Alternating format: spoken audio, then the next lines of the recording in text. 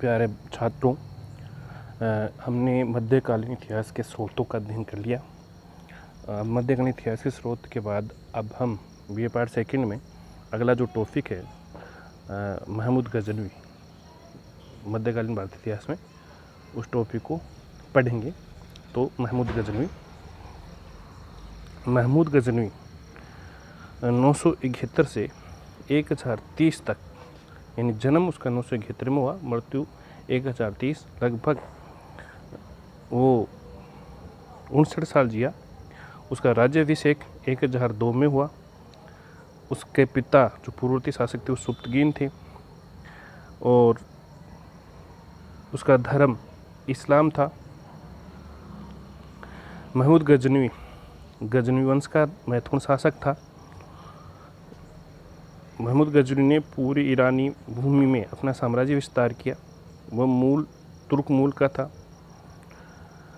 सुलजक तुर्कों की तरह वो सुन्नी इस्लामी राज्य की स्थापना करना चाहता था और इसमें वो कामयाब रहा। उसने पूर्वी ईरान, अफ़गानिस्तान, मध्य एशिया को मिलाकर खुरासान की साम्राज्य की स्थापना की, जिसमें पाकिस्तान, उत्तर पश्चिमी भारत भी शामिल थे।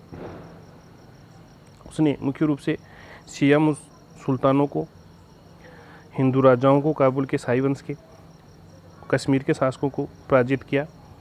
उसने भारत पर 17 बार आक्रमण किया। उसके आक्रमण का मुख्य उद्देश्य धन प्राप्त करना था, इसी के लिए उसने आक्रमण किया था। वो था तुर्क, लेकिन उसने भारत में फारसी भाषा का प्रचार प्रसार किया, यानी फारसी भाषा के पुनर्जागरण में उसने मुख्य भूमिका निभाई। उसके दरबार में फिरदौसी फारसी कवि रहता था, जिसने शाहनामा लिखी।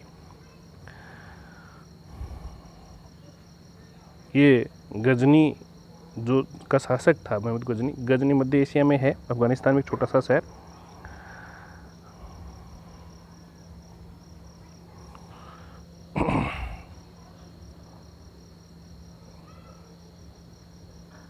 यहाँ का एक शासक था अल्पतगीन, एक जो तुर्क दास था।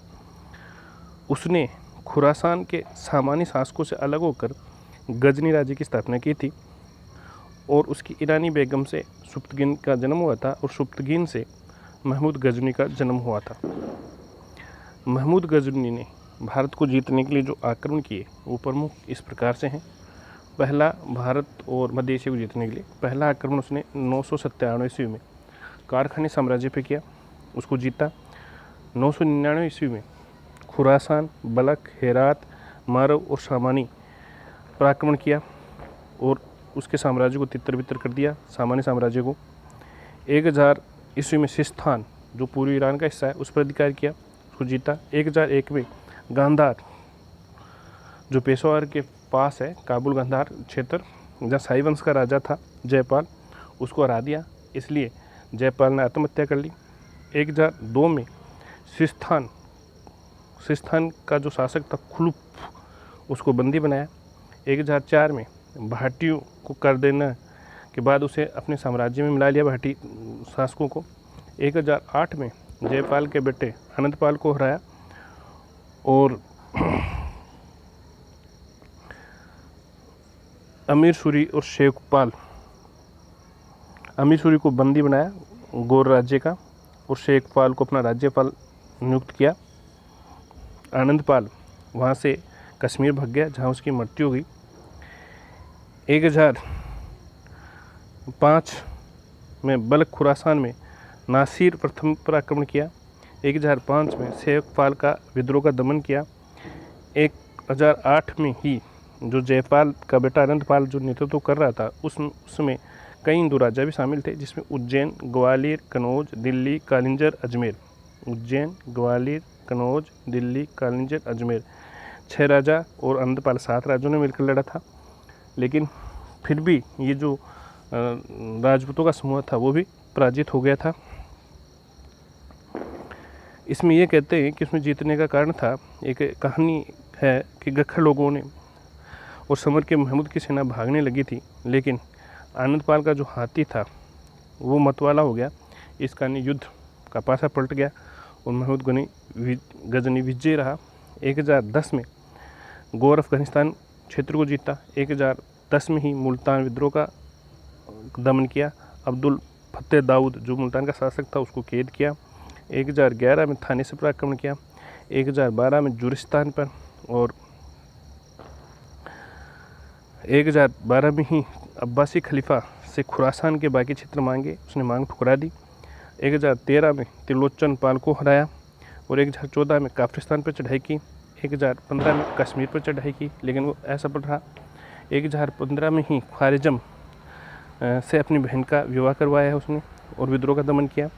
1017 में कनौज, मेरठ, यमुना के पास मथुरा पर आक्रमण किया। 1021 में गुलाम मलिक अयाज को लाहौर का राजा बनाया।